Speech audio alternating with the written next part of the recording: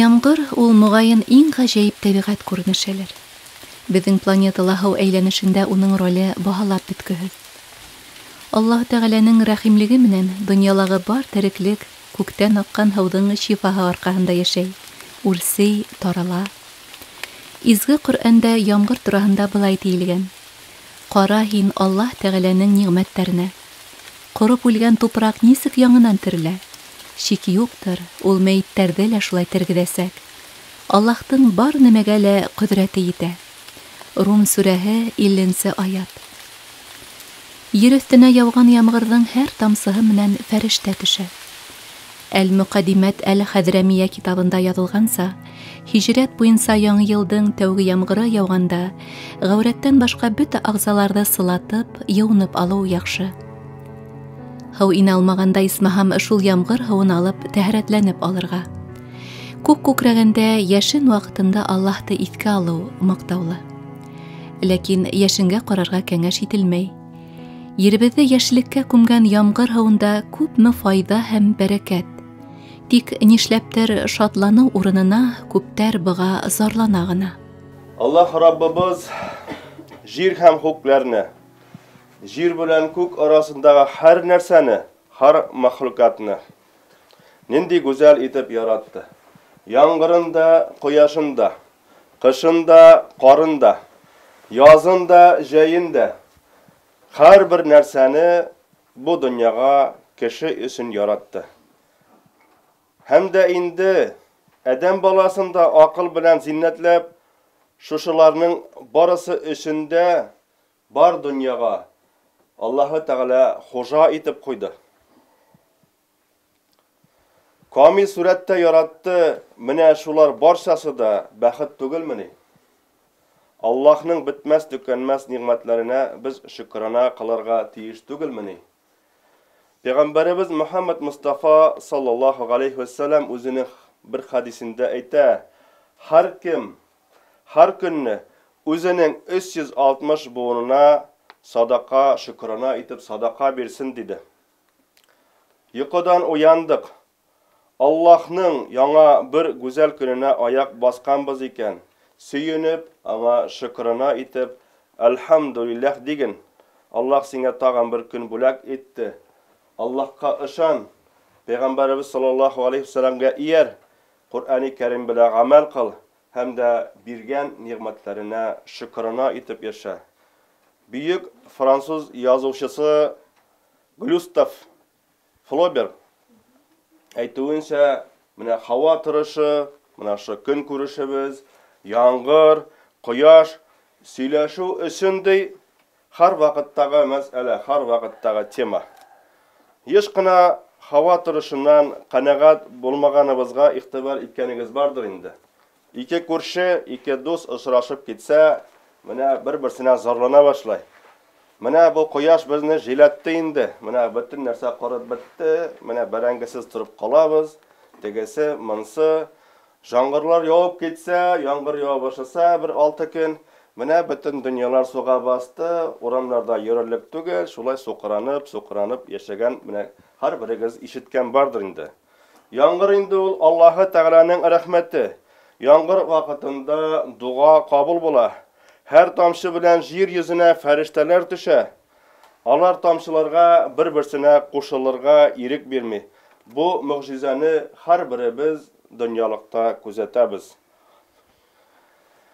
Һәр бер җиргә тамашак, ямғыр тамшысы, һәр бер ямғыр, һәр бер фәрештә ямғыр тамшысын алып төшкән, ул Ләүхул Мәхфузға язылған. Ул Аллаһы Тәғәләнең тәҡдире.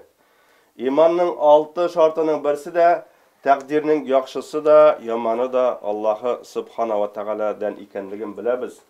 Кем дә кем инде ошбу биргән ниғмәтләргә зарлана икән, ул Аллаһы Тәғәләгә зарлана.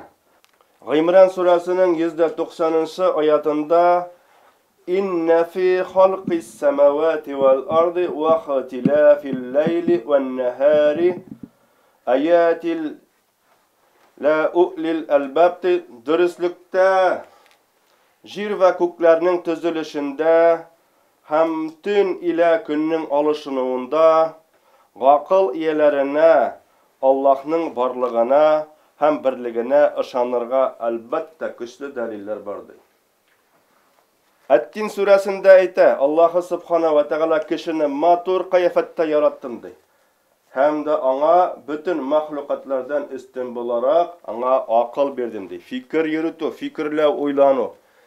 Әгәр дә инде фикерләй уйлана торган кеше бу дөньяның күкләргә карап, җирләргә, яңгыр суларына карап, бу дөньяның хуҗасы бар икәнен аңлый.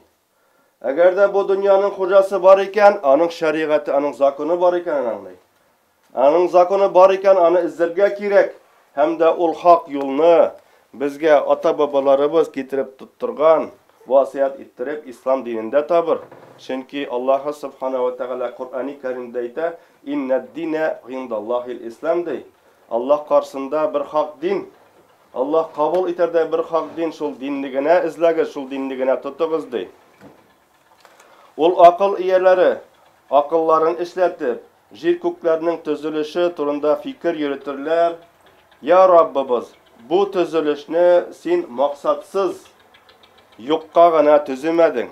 Бу дөнья уен көлке өчен генә яратылмады дип, син барча кимчелекләрдән дә пак, безләрне ут газабыннан сакла диярләр. Димәк, без акыл ияләребез икән. Яратылышның гүзәллеккә сокланып һәм шөкранә кыла белергә тиешбез. Пәйгамбәребез Мөхәммәд Мустафа саллаллаһу алейхи ва саллям үзенең бер хадисендә әйтә: "Иманның яртысы шөкранә, яртысы сабырлык" диде.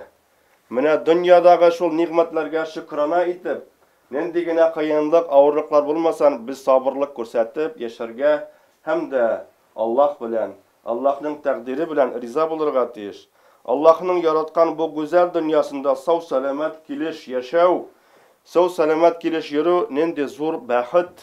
Аллаһ яраткан гүзәллекләрне күрү, шишмә шылтырауларын, кошлар сайрауларын ишетү, яңгыр яуганын, кояш яктыртканын күрү, карлы кышларны күрү, ул нинди сөенеч. Без кадерен беләбезме шул нигъмәтнең? Аллаһны танып аңа бойсынабызмы? Аның пәйгамбәренең сөннәтенә иярәбезме? Шундый сорауларны һәрберебезгә дә акыл иясе һәрберсенә бирергә тиеш.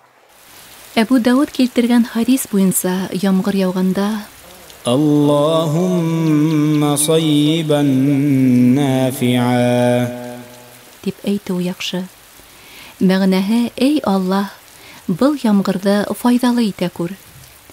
Бухари һәм Муслим килтергән хадис буенча яңгыр яуып туктагач та Мутирна бифадлиллаһи ва рахматиһи, ягъни Аллаһтың фазылы менән, уның мәрхәмәте менән безгә яңгыр яуды дип әйтү яхшы гамәлдән һанала.